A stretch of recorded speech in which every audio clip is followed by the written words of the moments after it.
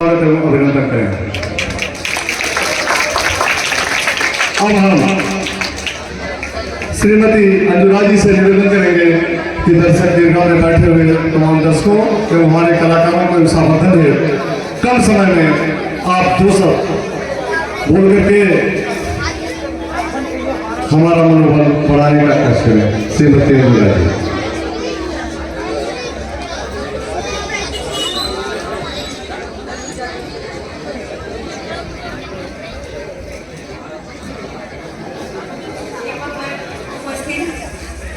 सभी दर्शकों को मेरा प्रणाम। आज मेरा सौभाग्य है कि हम यहाँ आए और हमें कुछ अच्छा देखने को मिला। मेरे भाई समान छोटे भाई भी कमलेश सिंह जी और अमित सिंह जी के द्वारा बहुत दिनों से अनुरोध हो रहा था कि हम आए और यहाँ का रामलीला देखें, तो शायद समय आज ही का हमें मिला और हम यहाँ आए। एक तरह से ये हमारा सौभाग्य है कि हम यहाँ पे आए। रामलीला देखने का अर्थ ये नहीं होता है कि सिर्फ हम देखें, भी बहुत ऐसी चीजें होती हैं जो कि हम सीख सकते हैं। जैसे कि श्री राम एक रात पहले तो श्री राम थे, वन जाने से पहले तो वो श्री राम थे, लेकिन वो जब वन से लौटे तो मर्यादा पुरुषोत्तम श्री राम बन के लौटे। उसके पीछे भी एक वजह है। जैसा कि हम जानते हैं, सारे ये कहते हैं कि माता कैकेयी सबसे बुरा पात्र उन्हीं का बताया जाता है, लेकिन हमें लगता है कि रामायण में सबसे सर्वश्रेष्ठ पात्र उन्हीं का है। क्योंकि एक बार बचपन में जब भगवान श्री राम कनक भवन में खेल रहे थे तो वो पीछे से माता कैकेयी का आंख बंद कर लिए। चारों भाई वहां थे तो माता कैकेयी से बार बार पूछे कि आप ऐसा हम कौन है, माता बताइए हम कौन है। तो माता बार बार लक्ष्मण का नाम ले रही थी, क्योंकि लक्ष्मण जी भी नटखट थे और राम का ऐसा स्वभाव नहीं था। लेकिन जब राम से हाथ हटाया उनसे बोले कि भैया मैं राम हूँ, अब आप हार गई हो, लेकिन आप मुझे एक वचन दो। तो उन्होंने स्वीकार कर लिया वचन देने के लिए। तो कहना वचन देने के लिए आप तैयार तो हैं, लेकिन उस वचन में आपको अपना सर्वस्व निछावर कर देना पड़ेगा।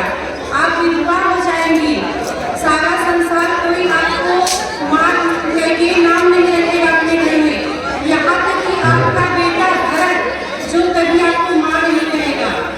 तो माता कहती उसी समय कहती कि क्या तुम मुझे माँ कहोगे। तो श्री राम ने कहा कि हाँ मैं आपको माँ कहूँगा। तो वो कहती है कि मुझे भरत का न माँ कहना स्वीकार है अगर तुम मुझे माँ कहोगे।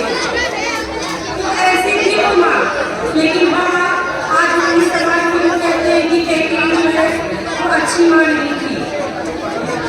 कैकेयी का श्री राम को मर्यादा पुरुषोत्तम बनाने में सबसे बड़ा योगदान था। इसी के साथ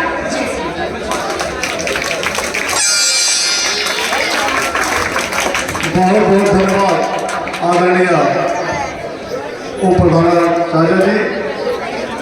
और अब हम प्रेस घोषक महोदय से निवेदन करेंगे कि 2 मिनट में दर्शकों का एवं अपने विशिष्ट अतिथि का स्वागत करें और मेले का कार्यक्रम आगे होने का प्रयास करें। माननीय श्री मातादासन आज के हमारे इस कार्यक्रम के पहले माननीय अंजू जी आप लोग के सामने अपना अमूल्य समय देकर हमारे कलाकारों का, हमारे सहित के तमाम पदाधिकारियों और सदस्यों को, हमारे इस क्षेत्र से आए हुए गणमान्य व्यक्तियों को उन्होंने बहुत संक्षिप्त शब्दों में राम और उनकी माँ और बेटे का संबंध बड़ी बारीकी से उन्होंने बताया आप लोगों को कि माँ और बेटे का संबंध कितना मधुर और कितना गंभीर होता है। मैं उन व्यापक शब्दों में नहीं जाना चाहता, लेकिन एक बात है कि आप लोग जब यहाँ पर आते हैं तो आने के बाद प्रभु श्री रामचंद्र जी के चरित्र का, उनके गुणों का और उनके समाज में जो आदर्श उन्होंने अपने समय में प्रस्तुत किया है, वहाँ से आप कुछ यहाँ से लेके जाते हैं, यह ऐसी मुझे आशा और विश्वास भी है। साथ ही साथ मैं आप लोगों को बताना चाहता हूँ कि अंजू जी ने इस रंगमंच से आकर आप लोगों के बीच में जो अपना मूल समय दिए हैं, उनके शब्दों में, उनकी वाणी में इतना ओज था और इतनी मधुरता थी कि उन्होंने आपको सारे शब्दों को समझा दिया। तो मैं आप लोगों का ज़्यादा समय नहीं लूँगा, लेकिन एक बात जरूर कहूँगा कि आज का जो समय है वो समय ऐसा है कि आपको सीखने का समय है। आप जब इस प्रांगण में आते हैं तो आने पर आपका जो दिल होता है वो प्रभु श्री रामचंद्र जी के चरित्र को, उनके सम्मान को, उनका आदर्श समाज में था, उस आदर्श को आप लोग देखते हैं, सोचते हैं और दिल में लेकर के जाते हैं। तो ये बातें जो है कहने की नहीं है, रोज हमारे कलाकार आपके सामने प्रस्तुत करते हैं, उनके क्षण के काम को, उनके क्षण के उनके विश्वास को और उनके प्रजारंजन भाव को, विचारों को हमारे कलाकार आपके सामने व्यक्त करते हैं। तो मैं एक बार पुनः हमारे क्षेत्र से आए हुए तमाम श्रोतागण, माताएं, बहनें और बच्चों, मैं इस आशा और विश्वास के साथ और बड़े गर्व के साथ कह सकता हूँ कि आप 9 दिन हमारे इस मंचन के समय आप लोग शांतिपूर्वक अनुशासन के साथ हमारा साथ देते हैं, हमारे कलाकारों का मनोबल बढ़ाते हैं।